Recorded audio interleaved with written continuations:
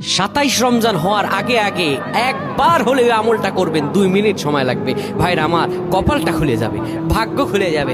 আপনার সন্তানের জন্য, আপনার বিদেশের জন্য, আপনার কাজকর্মের জন্য, ব্যবসা বাণিজ্যের জন্য, সকল কিছুর জন্য আপনার ভাগ্যও খুলে যাবে। আল্লাহর কসম করে বলছি, এই আমলটা যুবকেরা তোমরা পেলে শেয়ার করে দিবা। আমল না করেও সব পাবা, শুধু তোমার একটি শেয়ারে তোমার আমল হয়ে যাবে।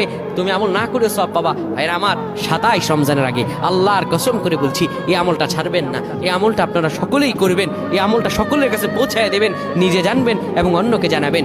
যত মানুষ বিপদগ্রস্ত আছেন, যত অভাবে আছেন, বিদেশে থেকে দেশে আসতে পারতেছেন না, বিদেশ যেতে পারতেছেন না, বিপদের উপর বিপদ লেগে আছে, 27 রমজান হওয়ার আগে আমলটা করেন। 2 মিনিট সময় লাগবে, আর বেশি না।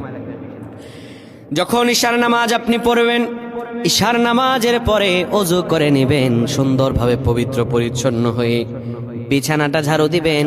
বিছানার ভিতরে এরপরে আপনি শোয়ার আগে সুন্দর করে আপনি ঘুমানোর আগে পড়বেন, ইয়া মালিকু ইয়া মালিকু 100 বার পড়বেন। এরপর ইয়া খাবিরু 100 বার পড়বেন। তারপর একবার দুরূদ শরীফ পড়বেন। এরপরে 2টা হাত তুলে আল্লাহর কাছে যা দোয়া করবেন, আপনার দোয়া করতে দেরি হবে, আমার আল্লাহ কবুল করতে দেরি করবেন না। আল্লাহুম্মা আমিন।